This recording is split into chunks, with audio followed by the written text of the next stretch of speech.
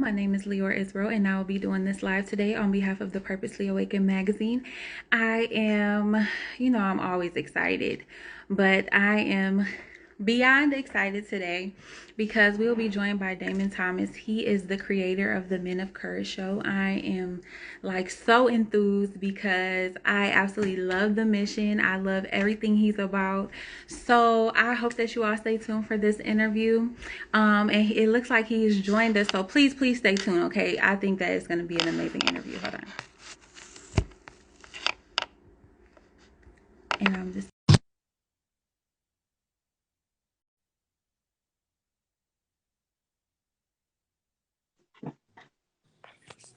Evening. How are you? Can you hear me? Yes, I can hear you. How are you? I am wonderful. I'm on my laptop, but for some reason I can't get you on my laptop, but I can get you on my phone.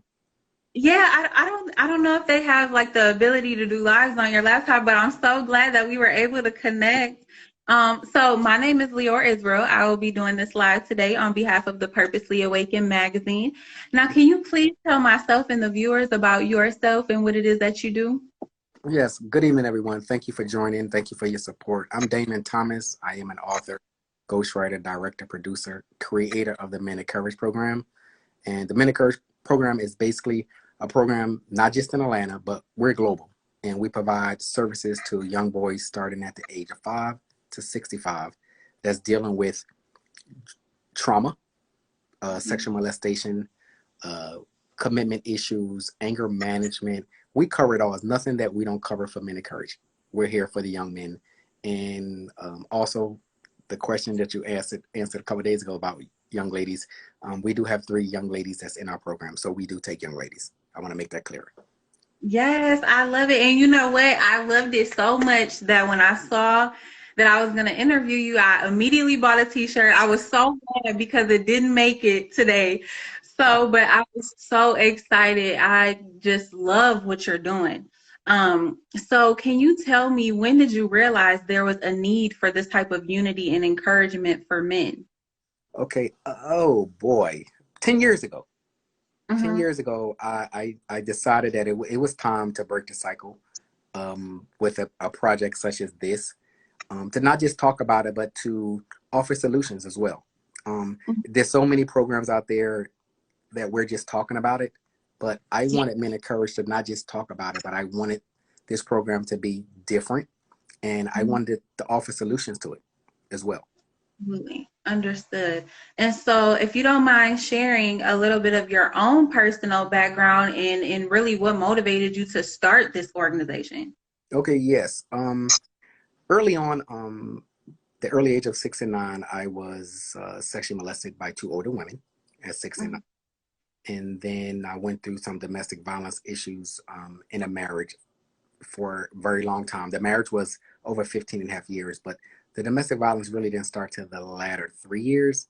But Mhm. that component of domestic violence and then the sexual molestation drove me to want to do a program like this, Mhm.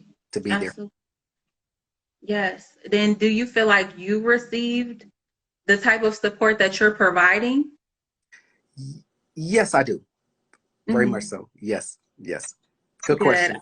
Absolutely. Absolutely. And do you feel that there's a lack, like a strong lack in that area? Oh, definitely. It definitely is. You got to think there are not a lot of resources for men. It's always ladies. We're doing lady conferences. We're there for the ladies. There are not a lot of programs for men. Um, Absolutely. I'm very much involved in a one of the only, I would say, one out of 2 Mhm. shelters for men out in the Arkansas area. I'm very involved in that for men who are dealing with domestic violence. So it was time to break this cycle and tell these men, look, it's okay to talk about it. It's okay to cry. Here at Men of Courage, we form that safety net to where there's trust initially, and Mhm. 97% of the men that reach out to us, we do help, Yeah. you know. Absolutely. I love that. And so I was gonna ask too. I'm sorry, I was so involved in the answer, I forgot where That's I was okay. at. But That's okay. That's all right. I know that, like you said, it's more geared towards men, which I absolutely love because like you said, there are all of these programs and things like that for women. And then the thing about it is, too, I feel like in the Black community, especially, women are receiving a lot of help and therapy for their trauma. And then you have Black men, on the other hand, who are not getting as much support and help. And then we think that it's supposed to be balanced. And we wonder why these relationships and these type of, I guess, bonds are not equal because we're not receiving the same amount of attention. And so I really love that. And speaking of men of courage, I was going to get into it. You're like answering my questions before I can ask. I'm sorry. Um, That's okay. no, that's fine. But do you feel that it takes more courage to acknowledge one's trauma or to actually change the negative behaviors that the trauma has created? I believe it's a negative behavior because foremost we all, I mean, I from experiences, it's one of them things to where men don't want to talk about it. It's the negative. Oh, what's wrong with you? You're a punk. Um, it's the egotistical mode. You know what I mean? You're not supposed to cry. You're not supposed to be hurt. Toughen up. You know, we learned that as young kids growing up. So that's embedded in our system from a child. So Yeah. as we go into adolescence and then go into adulthood and we get into relationships and marriage and have kids, it's hard to get that out of our system. You know, it's Mhm. very hard. Yes, absolutely. And so I know one thing too, and I thought about when I was doing this interview is that I grew up with like this fake it to make it mentality because I went through a period of depression and anxiety and stuff like that. But in order to make it through those days, I would just convince myself, you know what, I'm okay, I'm fine, which I noticed a lot of people do. So I wanted to ask, do you feel like that fake it to make it mentality is detrimental to a person's growth? Or do you feel like it's helpful in some form? Oh no. From experience again, I'm going by experience from myself and doing the mini coach program for 10 plus years. Is one of the things that we have to get in a place to where we're no longer going to fake it. Okay. Mm-hmm. And I've been there. I mean, my thing is we have to come to terms with our well-being and that we need to acknowledge one that we do need to help. And then number two, we have to trust in that certain individual that we can go to and say, okay, it's okay to seek therapy. It's okay to talk to someone. It's not a bad thing. So this faking stuff, that's why so many men are struggling, Yeah. because they continue to fake it. And I have a lot of wives that reach out to me every day through the Mm-hmm. website, through the phone. I didn't know my husband was struggling with sexual molestation. I didn't know he was struggling with sexual identity issues. We need some help. So this fake it stuff, hey, we need to come to terms with our identity and let's make it work. Absolutely.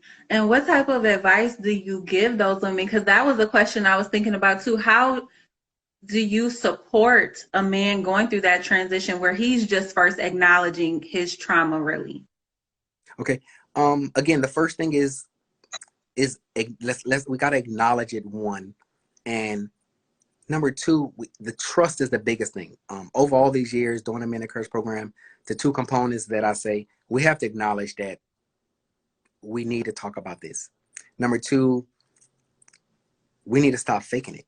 We need to find someone that we truly, truly trust that we can talk to. So again, it's like it's not going to go away. And I Mm-hmm. tell people, I challenge these men every day.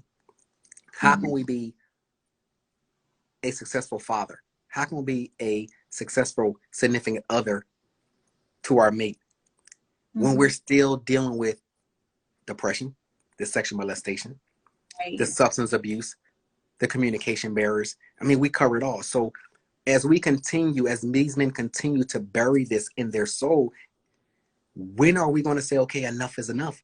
Because if your child come to you and say, look, Uncle Bob down the street been molesting me for 2 years, first thing you're going to go off the handle. You're going to call 911. But on the real, how are you going to deal with that mentally, emotionally, physically, and psychologically? How are you going to do it? Because Mm-hmm. if you have gone through that and got the help, you will be able to relate. Mm-hmm. Okay. Absolutely. Understood. And so, would you say that, because I know I've been in a lot of situations or had encounters with people where I try to, maybe they've told me about a traumatic experience that happened to them, but they can't see how their behavior relates to that experience. Do you think that bringing it out to a person is the best choice, or do you feel like it would just be better for them to see it on their own? That's a wonderful question. And I ask this question is I say it in two ways. One, we need to know what's best for us. I can sit here all day long and say, look, you need to go ahead and run to X, Y, and Z and have a conversation. You may not be ready yet, but you can place a phone call and say, I want to talk to somebody, and not initially get into all the depth of your situation, but we have to start somewhere. Um, sometimes, oftentimes men, they reach out and they start talking. Then they get back home and I get that phone call like, whoa, I told more than I can chew. But that's why Mhm. we put them in a safety net to say it's okay. And I tell them, this is not an overnight success, because guess what? Look how long it took you to get to this situation. Mhm. But we're here to help you, and the results show. You want to Absolutely. get the help you need, not just you, but your family. Because I'm a Mhm. firm believer. If you are married, or you are in a relationship, you're around kids, and you're dealing with whatever depression, anger management issues, it's not just the individual that we help, it's the family as well, because they're going through it too. Yeah. Mhm. Yeah, I like that. That makes sense. And so, what would you say are some of the most common negative coping mechanisms that you see amongst men? Whew, being stubborn for one.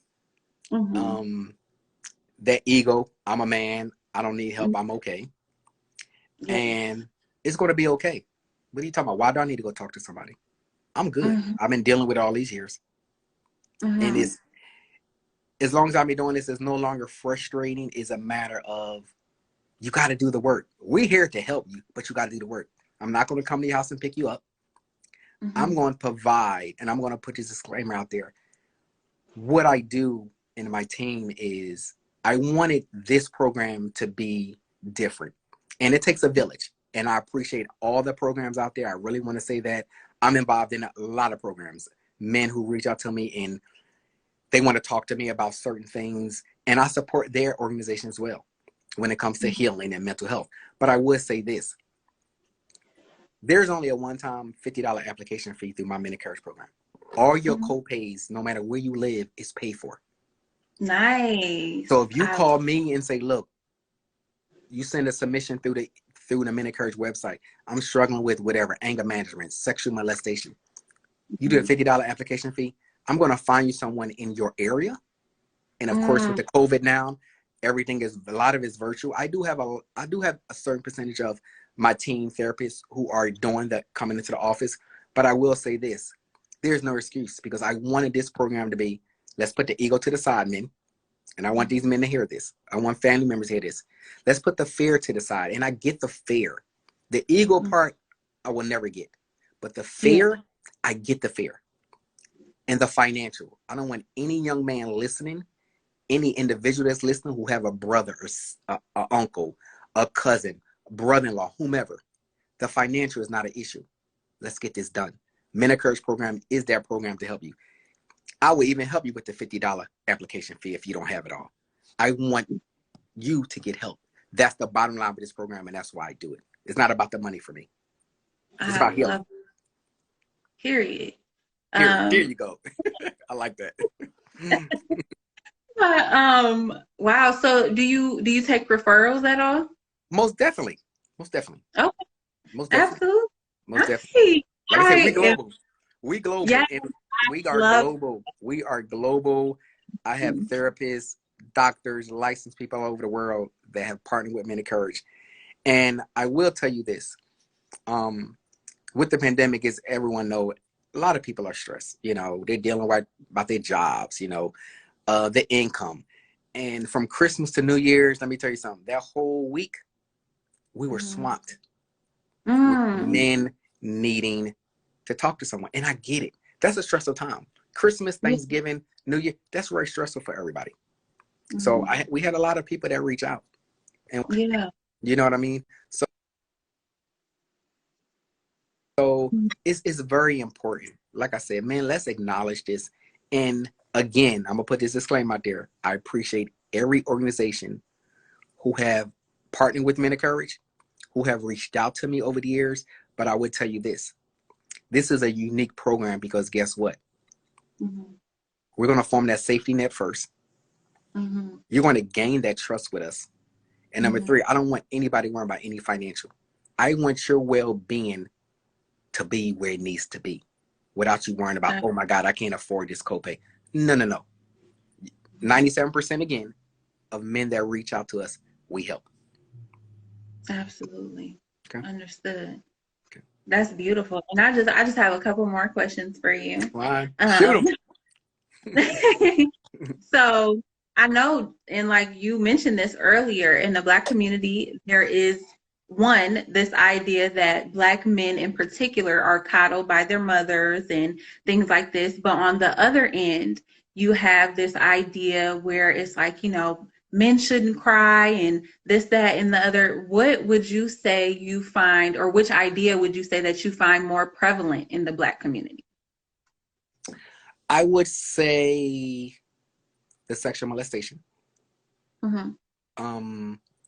I see a lot of depression.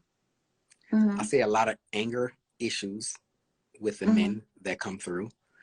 So the sexual molestation, the anger, the depression, they're at the top. In the beginning, the first few years when I started this program 10 years ago, I had a lot of sexual identity issues, And I said, one thing I had to really put out there is Men of Courage, we're not here to change you if you have a sexual identity, quote unquote. You're dealing with that. We're here to help you navigate, make Mm-hmm. healthier choices while you're still in that relationship. So we're not here banging your head off, say, why are you messing around with this person? Why you need to be with a female? That's not, no. That entity there, I want to make very clear. Those that we have helped with sexual identity issues, we're not badgering them. We're Mm-hmm. helping them make better choices, healthier choices while they're in that relationship. Because we hear it all the time. Mm-hmm. In that community, they're committing suicide.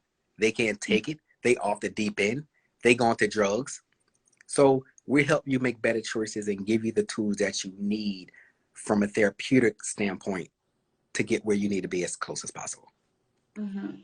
Absolutely. And um, from a man's perspective, how do you feel that? Because I know like that's very prominent in the Black community, um, in terms of like the sexual abuse with young boys, but we sometimes don't consider it sexual abuse because they are boys, Mhm. So how can we transform our minds when it comes to this? At the end of the day, it's not about statistics for me. I've never been a number person. Um, when it happens, it happens. Um, Mm-hmm. if I look at the news or looking on social media, oh, so and so been molested or raped by a cousin or uncle. I don't care if it's 2%. It happened, it's wrong, and we need to do something about it. That's the Mm-hmm. bottom line. And in the community, is so many people have swept this under the rug for so many years, and it always festers. It never gets better until you get the help that you need. Mm-hmm. Uncle John down the street messing with Aunt Susie, messing with the kids. At what point are we going to say enough is enough and Mm-hmm. say, "Art, we need help"? Because Mm-hmm. guess what? It's gonna be a domino effect. 9 times out of 10, it's a domino effect. It's gonna come down to the kids, to the Mm-hmm. grandkids, to the Yeah. siblings. So, do you want this for your kids? And Mm-hmm. and and no matter what statistic you go by, again, I'm not big on numbers. Long as it happened, 1% to me is enough. So, Yeah. no matter if you're going by the CDC, whatever, and it's out there, 1 in 3, 1 in 5, 1 in 6, whatever, young boys are sexually molested before they reach the age of 18. That's just reported. And you get different figures. I don't care about that. If it happened one time, is enough for me to say, hey, we need to go in and we need to take care of this. Yeah. Suicide is a big thing with our young men right now. I have females right now, and everything is confidential. But I'm saying I get a female who going through suicidal thoughts. So it's nothing we haven't seen through the Men of Courage program. But I just want these people that's watching, and I want you to understand that this stuff is real and it's not going to go away until we do something about it. You know, Yeah. you know somebody down the street, a cousin or your nephew, You know someone that's going through these components that we're discussing tonight. And as long as you're being silent, you're not a help. Right. That's just how I feel. I've always felt that, and I would take that with me. You're not being a help. So how are you going to judge other people, your best friend at work, who going through similar situations? Oh, girl, you need to do this. Man, you need to. What are you doing? You're not doing anything. Right there in your yard, your nephew down the street just been molested by X, Y, and Z, and you haven't done nothing about it because your sister or your brother going to get mad at you. I don't believe in that. And we have gone into homes and we have corrected this. Yeah. I have no problem bringing the team in now. We'll do that. Yeah. Absolutely. Definitely needed. Absolutely. And so, how do you feel as a whole we can make men feel safe and secure without turning them into these macho men that can't cry and things like that, while also encouraging them to be courageous and bold men? How can we do that safely? Okay. I would say first, we're human at the end of the day. Things do take place. And I want to let these men know that because it happened to you, you shouldn't feel less of a man, for one. And number two, you should want better for yourself. And number three, you should want better for if you have kids, if you have a significant other, anyone that you've been around that you love truly. Those three components, you should want better. It's never going to get any better till you take the stance. So I tell these men who come to the program, hey, it starts with you. I live by it. Men, let's put the ego to the side. Fair, we can work on fair because that's major. Oh man, I don't want to talk to this person. I've been holding this on forever. I can't do it. I get the fair. And that's why we work through the fair. The fair is the biggest. And then that financial and that ego, we got 2 out of 3. You batting good. We got you. So let's get it. Where are you going to go and have free therapy? Right. Where are you going? And I mean, I'm going to be honest with you. I've been doing this for 10 years. I know one place out of Philadelphia where I was born and raised. They kind of do something similar. But when I say this with grace and grit. We have a 97% rate. You put that submission in, you give me a call, we're on your case that week. We're on it. We don't waste any time, because every case to me is a very serious case. No matter if it's suicide, anger management, I take every case very seriously. Absolutely. And at the end of the day, Men of Courage, we're attached to this. I have a duty. I'm mandated to report X, Y, and Z. So yeah, we got to make this work. We got to make this work across the globe. Yes, absolutely. And so what would you say is the ultimate vision that you see for the Men of Courage show? Ultimate vision is this year, Men of Courage will be picked up by a TV network. Number one. Nice. Congratulations. Yes. Number one. Number two, March next month, we will get back to filming. Being careful with the COVID, of course. We'll get back to filming, and also getting back to doing some live interviews with these men. You will see this on Instagram. You will see this on StreamYard. So March, by the third week of March, that 19th, week of the 19th, get ready.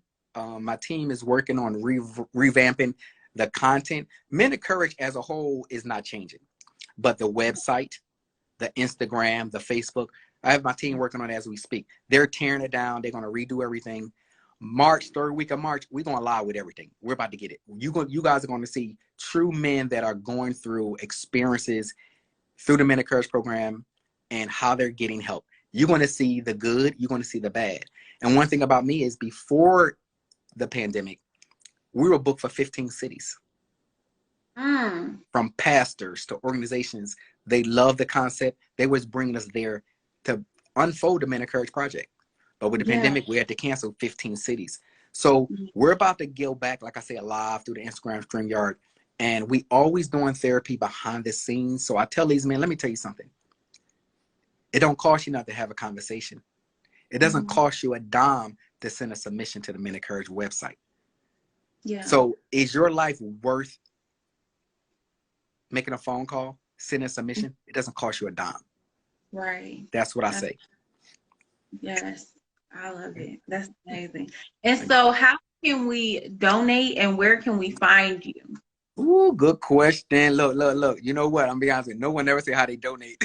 How can we donate? I got you. I'm for real. Donate. You can donate through Cash App, which is Minute Courage Show. $ Minute Courage Show. You can donate through the Minute Courage Cash App. Zelle is a Minute Courage Show as well. We do take donations. It takes a village to make this happen. Honestly, as I said earlier in the interview, I pay for all the copays for these men all over the world. So we could imagine what it costs. I don't get too much into insurance. If you do, let's say you have Blue Cross. Blue Cross may say it's $50 for your copay to go see. Medicare is going to help you with that copay. So there's no excuse. Okay. Facebook, I'm Damon Thomas. I'm also the Men of Courage Show through Facebook, Instagram, I'm Men of Courage Show. And the website for Men of Courage is menofcourageshow.com. So please reach out, 470. And let me tell you something. I don't have 3 or 4 people that you leave a message with. 9 times out of 10, you're going to get Damon Thomas. That's how much I believe in this program for the last 10 years.